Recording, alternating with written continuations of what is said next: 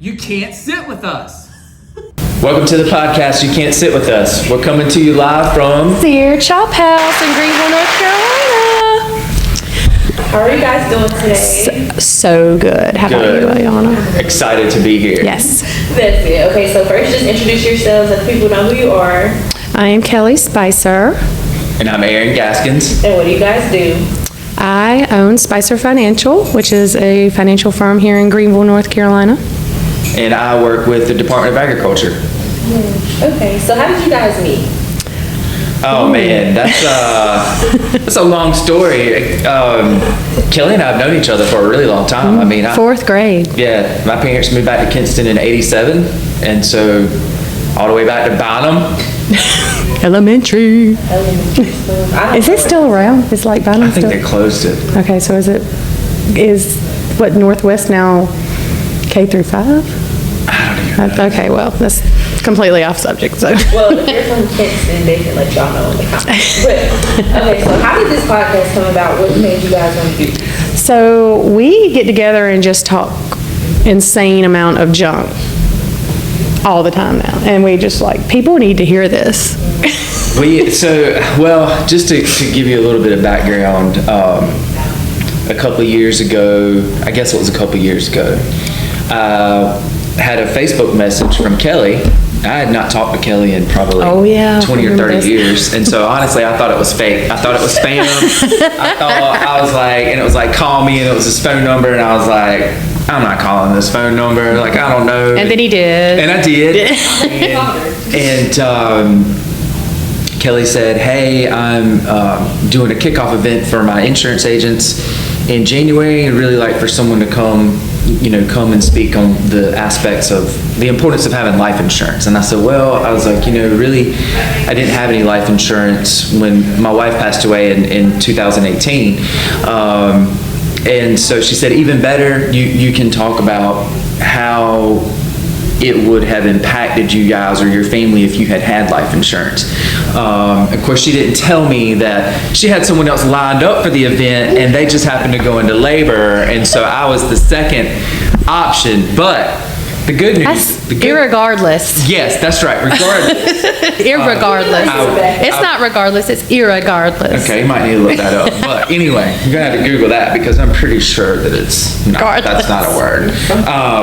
But maybe I'm wrong. But so, Kelly and I have been following each other on Facebook for years, and both of us like to cut up, and I've always wanted to do a podcast, but it's one of those things where you're like, man, I really want someone to do the podcast with. I don't want to do this on my own. And I honestly didn't even know where to get started. And I think I either text Kelly and was like, we should do a podcast together. I think I might even like last year. This has been like over a year. Oh, it's been going on for a while. We've been plotting on this for a while. And so Kelly went out and bought the equipment. Like, I was like, she's for real. Like, she's serious about this. But, life, we all have families and jobs and whatnot. And so it's hard to make things come together. And so here we are. Day one of the You Can't Sit With Us podcast. That's right. I'm so excited you're on. How did y'all come up with the name? And what was other options for the name? Oh, that's good. That's a good question. That's an excellent question. So it originated with the Burn Book, and that we call it the Burn Book, and that I know that's a Mean Girls reference, but actually no. Back up. It originated with what was it? Teddy's Aaron, what was it? Okay. So the original name was Teddy's brother Aaron. Because I have a cousin. So I have a cousin, and we grew up in Kinston, and so everybody thought that Teddy was my brother, and I was like, no, he's actually my cousin. And this was like mind-blowing. We were last years old. My sister and I were like, wait, what? They just found out he was really my cousin. No, I was like, that is his brother, and my brother was like, I'm pretty sure that's his cousin, and we were like, no, that is his brother. And then when we were in the mountains at a winery. Yes. And I said, is Teddy your brother? And he's like, no, he's my cousin. And we were like, wait, what? Yeah. So it was tough. We didn't take it well. Kimberly and I are still to this day. They're in denial. But honestly, I'm like, no, it's Teddy's brother Aaron. Teddy and I are very close. I mean, he may as well be my brother because he really, I mean, he's as close to a brother as I got. So that's the first name that we came up with, right? Teddy's brother Aaron, and then Aaron There was of something grievances. else. Aaron of grievances with K-Spice. Well, so I have a TikTok, but I don't really use TikTok. But I've got my name up there as Aaron Grievances, like AA. I think it's like Aaron or of something like that. grievances. Grievances, like Aaron Grievances, like I'm airing my grievances. Which actually I should probably get back to that. But either way, because I have a lot. Yeah, I have a lot to say about things that I am grieving over. It grieve me, cause me grief.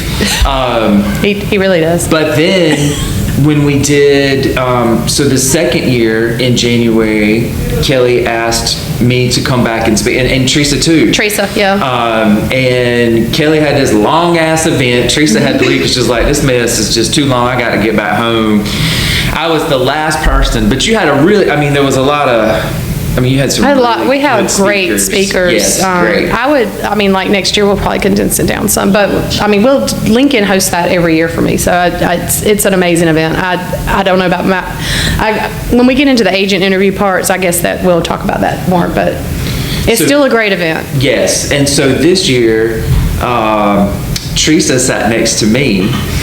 And don't set them together. We had, it was a Lincoln Financial Yes, it was a book. Pen. Yes. And the pen was amazing. Like this pen writes, so it's just glass paper, You right? saw the Yeah, pen? I've got the book. And so me and Teresa started writing in this book. Everything I was doing wrong with the event. We were talking Everything. shit about the event, but I mean in a comical way. He said, what was the one you said? I wish I had brought that book. That's another episode. We're gonna have to add that. Okay. The book is a special guest. Yes. Yeah, well, okay. The burn book. The book is, that's what they started calling it, because one of the things in there was like, I learned today that I can smoke marijuana and still get life insurance. That was me. I can That smoke was my marijuana comment. every day and still get life insurance. Yeah. I'm like, well, actually, that's factual. That wasn't even funny, because that was, if you took that it's away true. from that event, Yeah, I you learned something. So I can get insured tomorrow. No, I'm just Are you insured now? Yes. That's good. That's all that matters. Yes, Yes. absolutely. Yes. So then Kelly was like, well, maybe we should that's the name of the podcast. It was the Burn Book and the Good Writing Pen. Mm-hmm. But I kind of felt like, That's I really felt like long. it was a really long name, Yeah. needed something a little bit shorter. And I can't remember, I was in Belk's a few weeks ago, and I was in the kids section looking for some clothes for my daughter, and there was a t-shirt in there, and it was from Mean Girls. Mean Girls. And Best movie on the ever. shirt it said, "You can't sit with us." And I was like, in my mind, I was like, man, I really like that. I had lunch with some friends that day from Kinston, actually, and I was telling them You have about friends from Kinston still? yeah, a few. They're not in Kinston, but I have a few. What's interesting though is that almost everybody I know is from Kinston. You know what I mean? Like Yeah. we don't live there, and there's some people still there, but I don't know. There's that connection. But anyway, I was telling them about doing this podcast, and I showed them that shirt. They're like, "That's what you should call it." And I was like, "Yeah, that really would be." Because That it would be good. really is hard to sit with us. Yes, with a That's straight hard. face I'm glad I'm sitting. and have a straight face. And leave with a straight face, or, yeah. Okay, so you said your grievances and stuff that makes you just call them two groups. So what are 2 or 3 things that aggravate you guys? Oh, here we go. I'm gonna let you go, because I know what number 1 is. For me? Yes. You know what number 1 I is know for what me? number 1 is. Well, and let's see if she's right. Let's play a game. Chewing gum. No, I was not right. And popping and cracking some damn chewing gum. Folks can do some awful mess to some, I mean, it's like the worst thing that was ever invented in my life. My child, if I walk in the room, seriously, if I walk in the room and my child's got gum, which I swore she never would, I'm like, Gum is banned from your house. So we It's should not probably banned, interject that but it's Erin is a banned from my complete presence. punk when it comes to his little girl. So she's gonna chew gum and put it in his hair, and he'd be fine with it. No, she gets mad about having to put it out, but I'm like, you're not gonna chew that mess.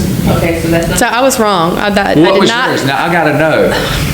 What's mine? Mine What or did you think mine was? the Jehovah Witness thing? Oh, now hold on. Now, that's a whole nother level. No, we're gonna have to. Is that a whole episode? That's a whole ass. That shit, that might be. That might be 2 or We 3. can't consolidate, That might be because I have a like lot a to say. Dateline episode where they I have do. a lot to say. Where we, I think we might need to add that to this one. We just need a story about that. We'll get there later. Oh, we'll get to that. Okay, so what's your number 2?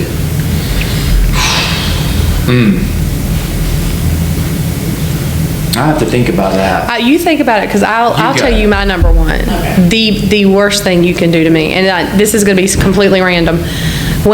So we, on our team, we dial out so much for leads, and like people, our agencies sending us leads. If I call you and I have to leave a voicemail, and you are speaking over slow jazz music, like to your voicemail, that's your voicemail greeting, it does something visceral to me. Like I'm physically affected by it, and at that point, it's ruined my whole day. But it's like Jodeci, 1990, late, like mid-1990 Jodeci, like.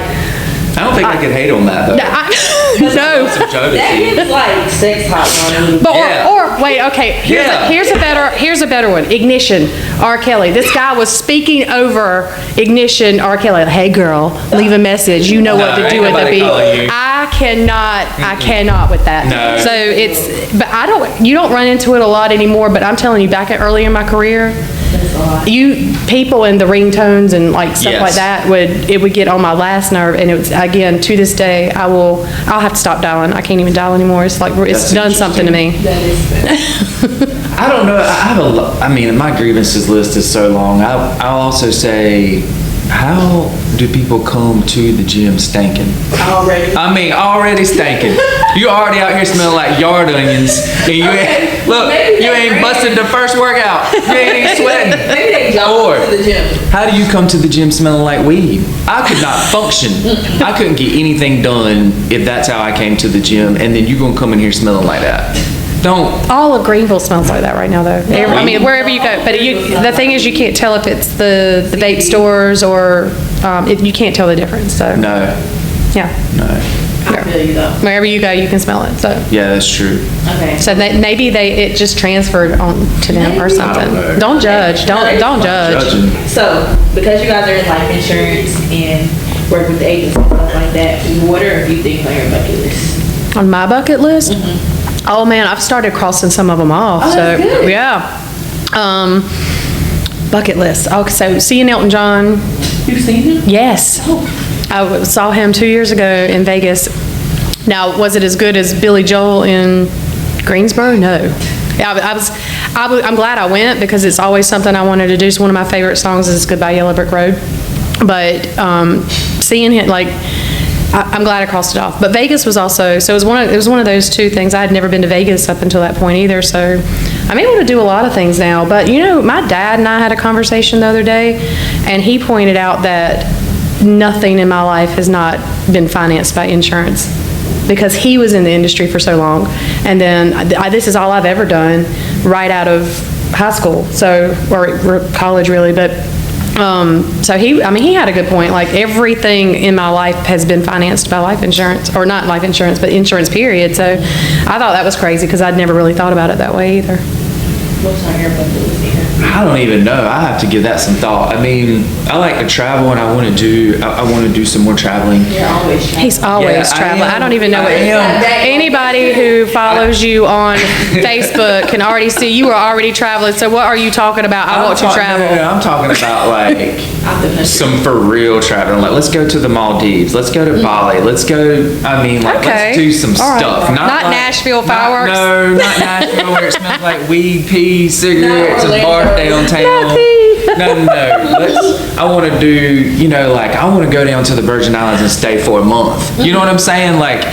That's the some kind of strong life goals right there. Let's go. Let's Well, do it. I'm hoping that insurance industry is going to finance all of this. So I have just high saying, hopes like- for this podcast. Right. Yeah. One or the other. One or the other. One or both. I don't care. I mean, yeah, whatever works. Right. Send us money, because we want to go. Yeah. Yeah. We want to We wanna be in the go. Virgin We want to Islands go for a stay in the month. Virgin Islands for a Yes, month. so we can go to the Virgin Because a week is not enough. No.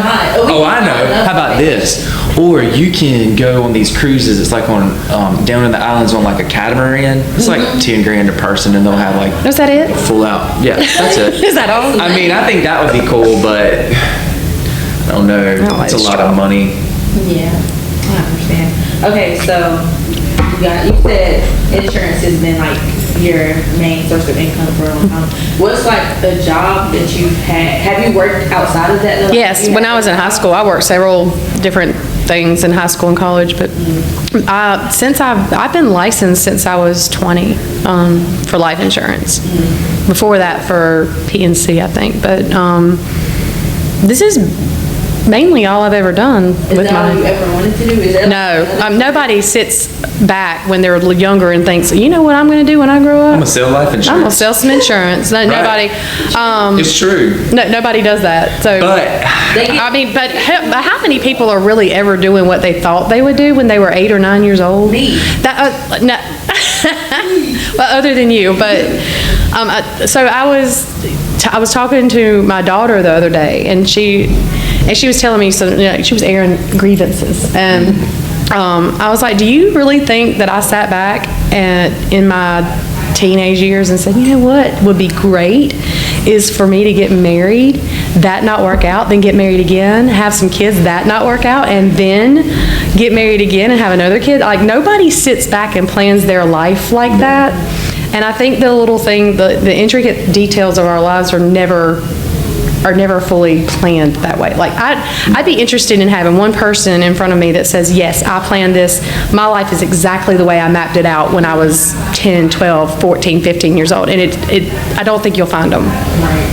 I don't think I don't think anybody sits back and like, let me go see how easy the insurance industry is, because it's not. It's not. It's not. No, so my career path has been a little bit different. I went to ECU, got my 4-year degree in marketing, which is ironic that it would be in marketing, and I went to work in Kinston, my first job. I won't say my first job, I had lots of jobs as a kid, but I went to work for a, can I say names up here? Like, can I name businesses? Yeah, Is that okay? I can mute it if you want to. Well, so I went with my 4-year degree, I went to work for Conway and Company in Kinston. Okay. Mark Conway, and I was I'm hired. sure he will appreciate the plug. Oh We yeah, don't do PNC. no, seriously. I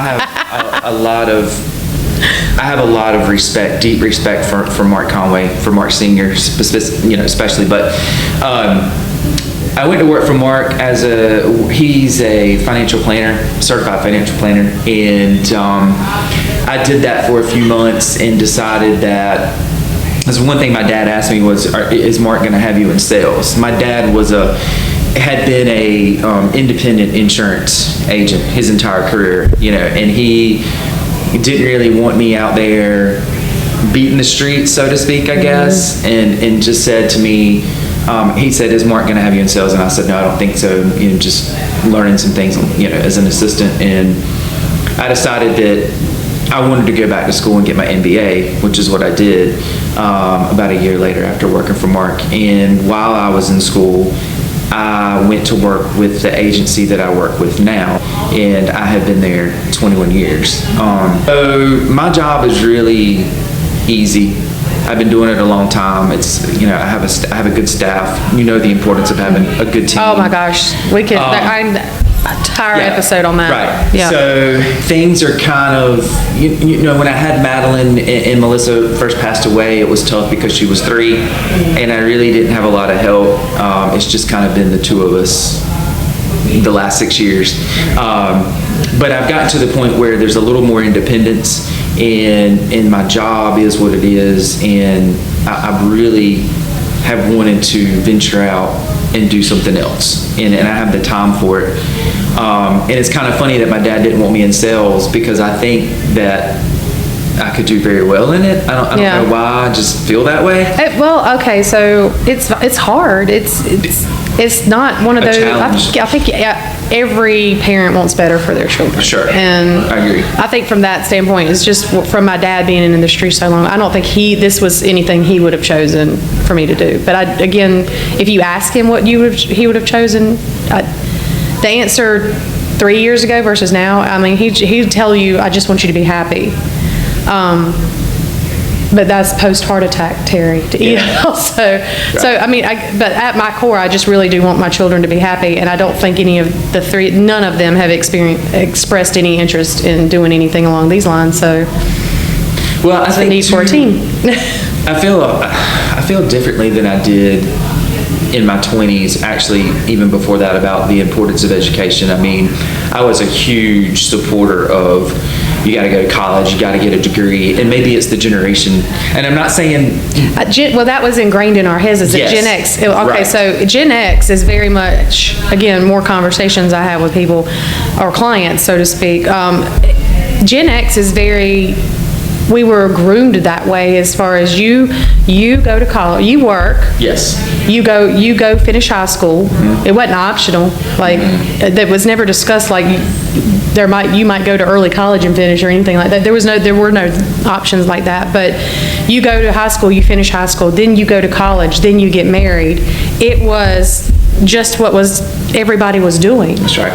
And it took people like our generation looking at our parents work their asses off. I mean, like, clock in 40 hours a week, have to ask off if your kids are sick, you know, things like that. Now, I'm fortunate that my mother had a job that was very flexible. Yes, me too. But I don't know back then that there were a lot of jobs that people weren't, because I'm going to tell you, from being in this industry from the beginning, it was not that way. Especially when I started having children, you were scared to death to call in and tell somebody, oh, my kid's sick, I can't come to work. Yeah. You might think, you would think you were getting ready to lose your job.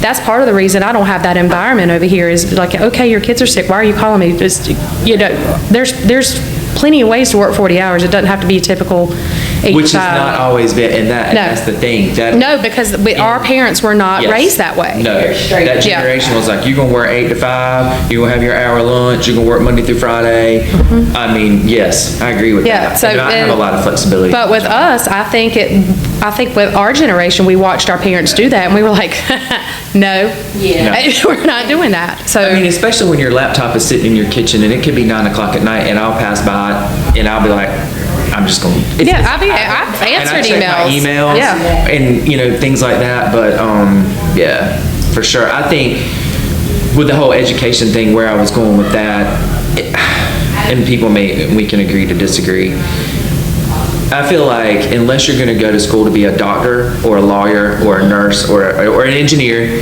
something very specific that you need that training for, overall, really what you've proven with a 4-year degree or a master's degree is that you're willing to stick to a goal, mm-hmm. and you're willing to accomplish it or finish it or whatever. I think that these days, I think that there's so many things out there that people can be successful at. And I think the one thing that I would tell my child is, find what you love. And if that's really what you love and that's really what you want to do, pour your heart into it, mm-hmm. starting as soon as you can, and follow that path. Absolutely. I 100% agree with that. And that's how I feel about insurance. I mean, that's how, even though I'm... Well, that's the importance of that event, is it ignites a passion. I'm very passionate about what I do. I'm not going to get up and half-ass anything every day. I'm going to have to be very passionate about what I do. Keeping people off of GoFundMe pages is a big deal. Yes. So... but the education piece is where you're right. My college education is worthless here. No. It's not. I mean, I didn't have to have one. I don't even know that anybody's ever checked to make sure I have a degree. I'm serious. It's on my resume. They're free to go check it, but I don't know that anybody ever did, because there's so many of us in this industry who came right out of the military and started this, or just didn't go to college and decided this path. You can do that because all you have to have is licenses over here. But I learned a lot about myself in college, but I also didn't finish college until Taryn, my oldest, was 3 years old.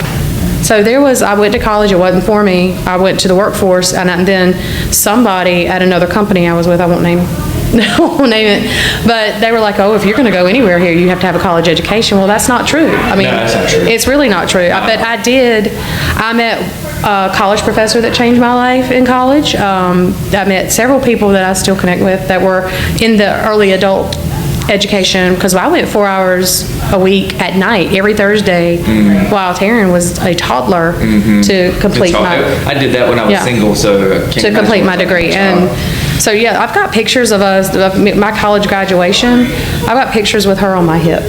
Wow. And, which is special because, I mean, now she'll be graduating in December, but And she won't have a baby on her head. no, she will not have a baby. And that, I mean, I think that's the only thing you really can do is just provide your children with, hey, I did this, I learned from it. I really love it if you didn't make the same mistakes Yeah, I did. Because, oh man, I made a fair amount of them. I mean, we were just talking about while we were eating, about, growing up in Kinston, things like that. How our lives just completely are not the same, or how, if you ask anybody if we would be where we are in life right now, they would have probably been like, not those two. No, and definitely, I think also the fact that we've connected. Yeah. And this is what we're doing, or whatever, that we would ever on some level work together. I mean, in 4th grade, I'd have been like, what? You know what I'm saying? I mean, no. I'm just trying not to eat my finger paint. Kelly scared me in 7th grade. She told me if I didn't stop, she's gonna slap me, and I believed her, and I ain't messing with her. Well, I mean, it still may happen. I mean, you never know. That'd be good for the podcast. Yeah. You can go ahead and do that now. But now, how Like and subscribe it. I will slap Erin. like and subscribe and she was like this. But yeah, how was it growing up in Kinston? Like, what was like? Oh my gosh. What was Who's gonna take this one? Let me start, because you all know what? I'm going to be very positive here. Oh, I think when you don't know any different, true. it was not bad, because it's a very small town. Everybody knew everybody, which was a double-edged sword. I mean, everybody knew everybody, but everybody knew everybody. So, which is a lot of things we find ourselves talking about is stuff that went down while we were living there. Like, to this day is, you can't even wrap your mind around, like, that happened. Somebody killed their wife in a driveway, and Around the corner from my house. around the corner from where we live. Yeah. Because, I mean, that happened, and we were like, wait, what? Yeah. But these were not people, like, these were professional people. Like, Yes. what? Yeah, Right. but that's just continuously things like that. But I think it's because it was so small town. But social media has changed everything as Yes. far as being able to stay in contact with people that you normally wouldn't have stayed in contact with. So growing up in Kinston, I mean, I think being a teenager in Kinston was tough. Because, All of it was tough. I mean, you had these very cliquish people. Yes. I mean, It's awful. there were just certain Still people and exists. families that ran that town, It's and still there. maybe it's still there. I don't It's still know. the I same just way. got out, and Yeah. and I think I think a lot of people got out and went back. Yes.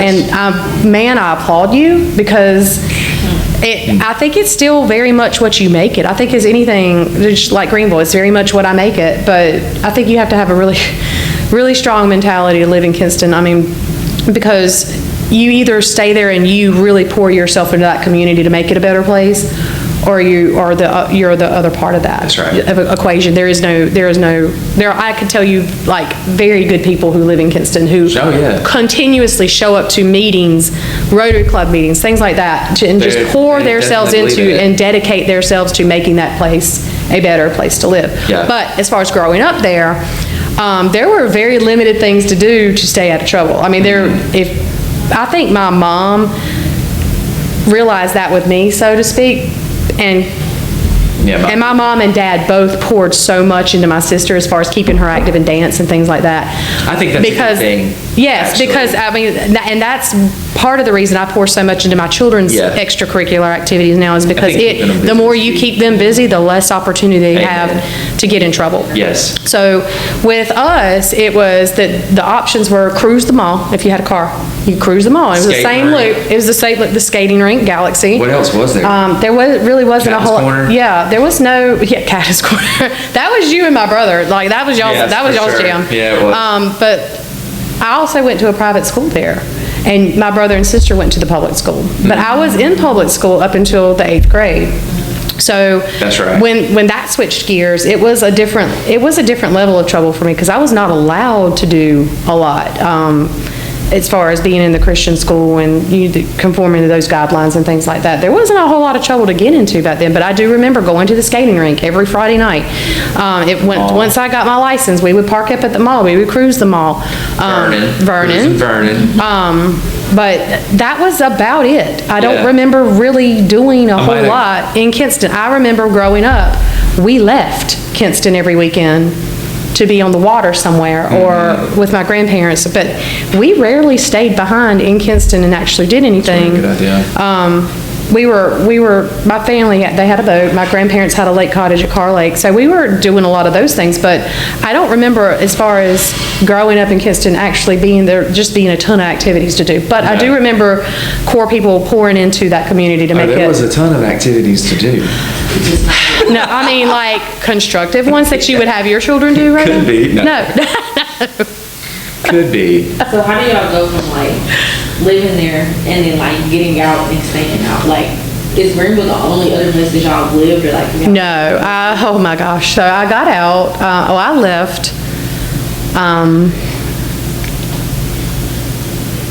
for like Mount Olive, I want to say. Well, I got out with the first marriage I had lasted about 4 months, so I really don't count that. But I got out periodically for that and then came right back. I found myself getting out and coming back a lot. And then the last time I left for good, which was 2000.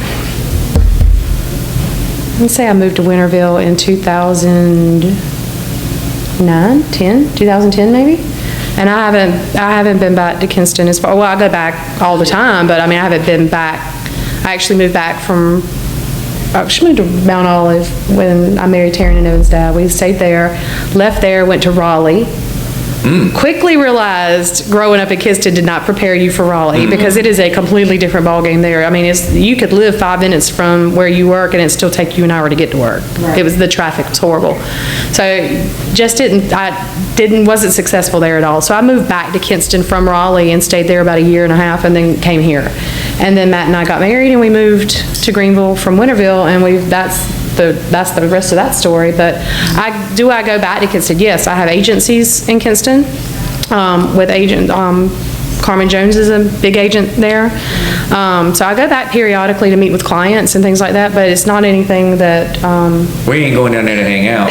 there's plenty of things to do. There's more to do now than there was when the mall is closed. Like, what do kids in Kinston do now for fun? I'm hoping Other than come to Greenville to the or, water. do I know? I'm hoping they're leaving on the weekends and going to the water and the grandparents got a boat. Yes, my dad had that boat, but Yeah, well, that yeah, was he a good gave it to my thing. brother a few years ago. That was a good thing to have that. I've been out of Kinston, I think since 2001. Of course, I made the big come up, moved to the big town of Ayden, Which is what, 15, 20 minutes away? which is a population of It's a 4,000. bedroom community of Yeah. Kinston. And I didn't stay there long, and I moved over to Winterville. And then actually, when Melissa and I got married, I moved back to Ayden. I lived in Ayden until, almost 12 years I lived in Ayden, and then moved back over here. Yeah, I mean, I love living in Greenville. Yeah, I do too. But if I were to go back to Kinston, I don't know I ain't going back. which. That's like getting out of jail. They tell you. I don't think I'd have, No, if you ain't go going back, I don't think you have any choice but to start pouring yourself into that community You to would make it a have better to. place. I don't think the other alternative is that you don't, and then your children end up feeling the way we felt as far as, I just don't feel like I was very, especially in public school, it was very cliquey and very popular, and if you weren't popular, you were just dirt. Dirt. You were complete dirt. treated like dirt. And then there's none of that made any sense either, because some of the most popular people were some of the, not prominent people in Kinston. It blew True. my mind that some of Yeah. y'all are stomping around here acting like you are somebody when let's just talk about, Let's just talk about where you let's stay. just, Let's talk about where you shop. Because I know for a fact I was one of the best. One of the I'm trying to be positive. positive. It's okay to be a little. Just being honest. We are being completely honest, because, it was very cliquey and I don't know if it's still that way or not. I do know a lot of people who live in Kinston send their kids to private school now, and I completely get that, completely on board. My kid will be It's going to different. private school here Yeah. this year, so it is different, but it's not, I don't think it's as bad as we make it out to be sometimes, because we had a different experience growing up than a lot of people did. I make my hometown out to be really bad too, and then people get there and they're like, it's not that bad. I'm like, well, I hated it, and it was bad for me. So I understand. But we are trying to be positive, but I won't call names, but I will tell you one thing, we were not amongst the popular, but if you measure us against where we are now versus where they are, I follow people on Facebook sometimes when they send me requests just for the sheer enjoyment of seeing where you landed in life. Because you walked around school acting like you were somebody and you peaked. You peaked at 18. Yeah. It's the best it got for you. And it's funny we talk about it all the time. Like, did you see so-and-so? And it's like, are you serious with that? Come on, girl. Because you are right where we left you. So I don't know. My experience was, I think my parents moved back in '87, so it was like 4th grade, and we had lived in Jacksonville. And both my parents grew up in Kinston. They were both from Kinston. But it was kind of like, unless you started pre-K with these kids and came up with them, and there's not even a guarantee that if you had started pre-K with them that they still would have. Because I did. I was the one. I grew up there. I don't know any different, but they were still very. I'll say this. I think that if someone said, like, it's not like people don't know who we are. Yeah. Do you know what I'm saying? So, but I would definitely say I was not one of the popular kids. People know who we are in that regard. I don't know. It's just, I don't even know what to say. Okay, so let's talk about that for a minute, because you have your things you go through. Like, I don't care what people say. I never will tell my child how she feels right now at 10 years old. Doesn't matter, because that's some stuff you carry with you the rest of your life, and it either fuels you or destroys you. Yeah. I will 100% agree with that. I never had a bone in my body that was like, I'm not going to come back and show all of you. However, I can see where people fall into that trap of just constantly trying to people please. And like, again, I went through something similar with my younger child this year, where it was nothing she does is good enough, and I'm like, okay, we're not going to do this, because we're at a very pivotal point in her development where that stuff can really stick with you. And I think that was one of the things that we probably have in common, is it probably did stick with us, and it just fueled us instead of destroying us, where we just decided we were just going to sit back and let that stuff happen. I don't think people or children mean to do things on purpose, but these little kids these days are spiteful and mean, and those mean apples didn't fall too far from their mean trees. I mean, they got it somewhere. And what I'm finding now is, like, if you come to me and tell me that my child has done something to you, we're going to sit down and work it out. But a lot of parents are not like that. We're going to sit down and, like, you tell me what she did, because I want to know. I'm not going to be like, not my baby, she did not do that. But I think there was a lot of that going on back then too, because if you never wanted to involve your parents. You didn't get to talk about Gen X did not get to talk about their feelings like kids do now. You weren't allowed to have feelings. I think that's probably why Aaron and I are dead inside. They're really nice people, I think. Yeah. So, like, we're just not as tolerant as we used to be, maybe. No, I'm not at all. I just been living too damn long. I'm not gonna put up with people's shit. I'm just not. Well, I have to for a living, I think, but. Well, yeah, I mean, in dealing with the public and being it, but I mean, just. But even with that, if you scratch the surface on people's problems a little bit, it's generally not you. It's they're taking something out on you that happened way before they even picked up the phone. Oh, sure.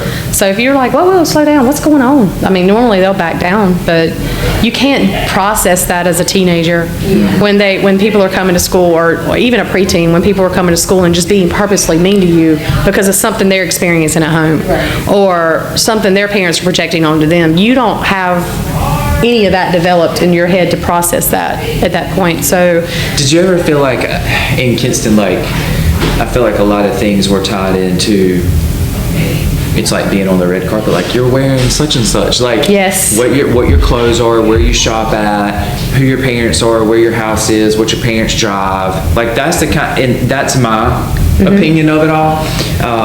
And I think a lot of those friendships amongst some of those people was because of some of that, you know what I mean?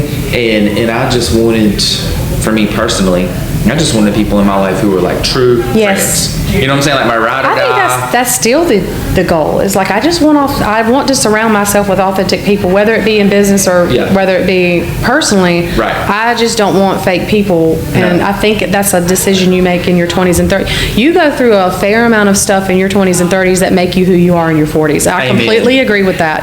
I'm But just now learning to listen to that little voice Oh, yeah. in my gut. Oh, yeah, 'cause it's Whereas never wrong. For years, I just kind of pushed it to the side. even at events like financial events for work, I can get a read on somebody within 10 minutes of a conversation, and like something about you don't feel right, so I'm going to leave.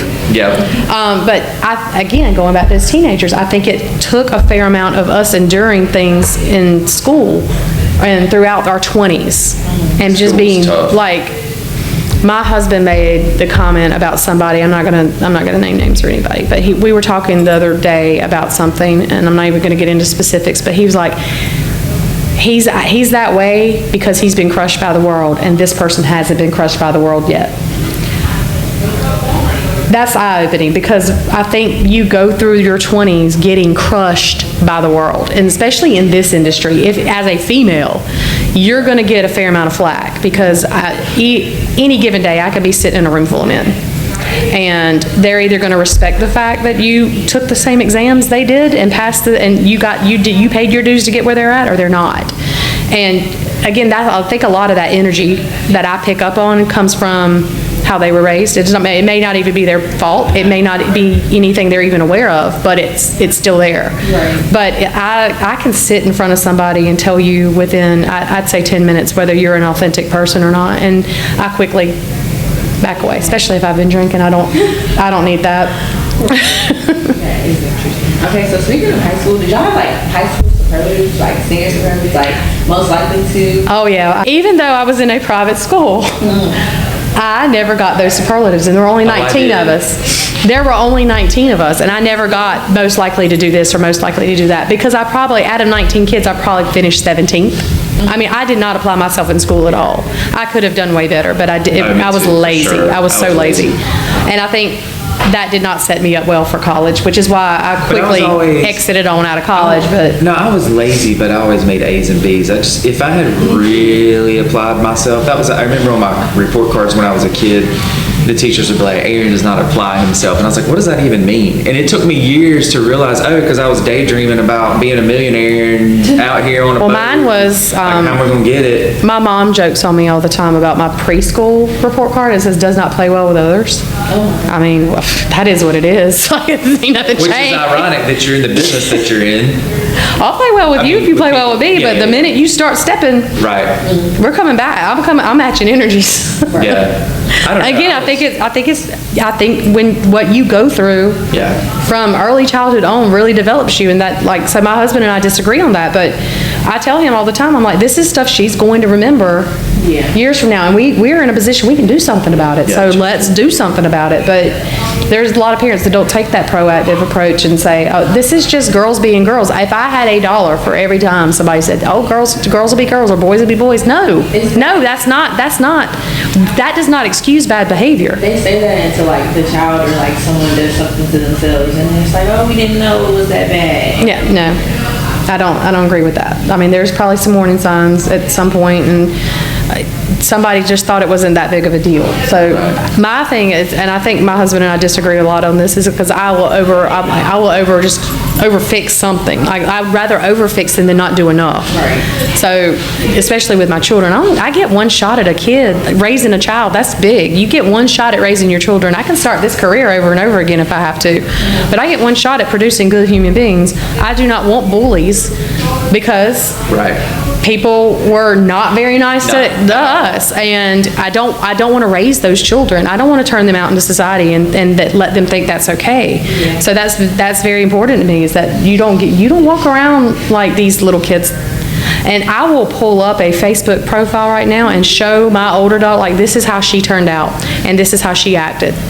Now, scroll through that and tell me what that looks like for you. Is that what you want to do? Or I'll tell my youngest daughter that too, and I'm like, but again, at 10 years old, you can't.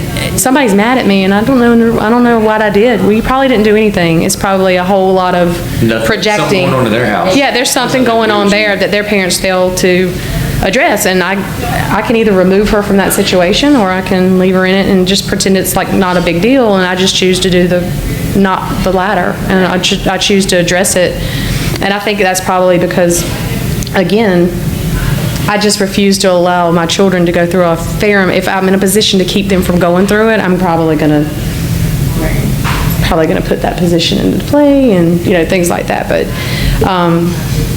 I do think children today have it a lot harder than we do because of social media. So again, that's probably another episode too. Yeah. Okay, so what was yours, brother? I don't remember exactly. I have to go home and look. I just know I was Marlboro Man. So I started doing a lot of stupid stuff, smoking. Well, there was a smoking section in high school when we were there. Well, not where I was, Ninth but grade, we had a smoking section. They got rid of it after my 9th grade year. What high school has that? Like, We were some of this allowed to stuff leave blows for my mind. lunch. That was cool. They did that the whole time I was there at Kinston High. I bet you they ain't allowing anybody to leave for lunch now. I wouldn't come back. No. My gosh, so we were at Seared Chophouse here in Greenville. I had the mahi tacos earlier, but this was an appetizer. All of us split. There was a lot more of us here earlier. So this, if you come here, and you need to come here, this hot pimento cheese dip with this, whatever that bacon stuff is right there. It was like amazing. You need to order that. And then Carmen and Matt, the agents that were here with us earlier, highly recommend the pork belly bites, which are right here. It was really good. And then I think Carmen had the firecracker shrimp. I highly recommend it. How about this? But what is it that you had? Tuscan chicken with asparagus, and it was amazing. Yeah, he's like, this asparagus don't even taste like asparagus. It didn't. It didn't. I was like, is that It was good or seasoned bad? so well. Yeah, so everything here has been completely amazing today. This is a lemon drop martini, but earlier I had a blueberry cobbler martini, and they were both amazing, equally amazing. So if you are ever in Greenville area, you need to stop by Seared and check them out. They are open. I'm not sure what their hours are, but they have the lunch and the dinner menu available all day. But we came here at 12 and we've been here since, so it's like 4 hours. So they're like looking through the little glass right now. But I will say I did call and get clearance to record here before we did. But yeah, the waitress was amazing. Everything here was top notch, and I honestly would tell you if it wasn't, because I can't do bad service. Right. We do not do bad service. So what would you rate the restaurant? What would I rate it? 10, absolutely. Today, absolutely, 10. Now, I will say this, because when they first opened, I don't know what the struggle was, but it wasn't that great. But whatever that's going on now has been top notch the past few times I've been here. Absolutely amazing. But if you don't get this, it's your fault. It's your fault. You need to get that. Well, thank you guys so much for your first episode. We're wrapping up. Let the people know where to find you on Facebook, Instagram, all that good stuff. I really don't do a lot of Instagram. I think you're going to manage that for me, right? But I am Kelly Wood, my maiden name Spicer, on Facebook. And you can email me at kspicer@allstate.com. And on Facebook, it's Aaron Gaskins, and I'm also on Instagram, but I'm not sure what the name. I think if you look it up, Aaron Is it Gaskins. Aaron of Grievances? No, it's not. It's I am Aaron Gaskins. Yeah, that's what it is on Instagram. Oh, like, comment, and subscribe. And we'll be back soon. We'll be back soon. This episode of You Can't Sit With Us podcast is brought to you by Spicer Financial. Spicer Financial is a financial services agency that specializes in life insurance and other financial needs. If you or someone you know is looking to obtain life insurance, please email me at kspicer@allstate.com or call me at 919-738-2156. Again, that's kspicer@allstate.com or call me at 919-738-2156. Thank you.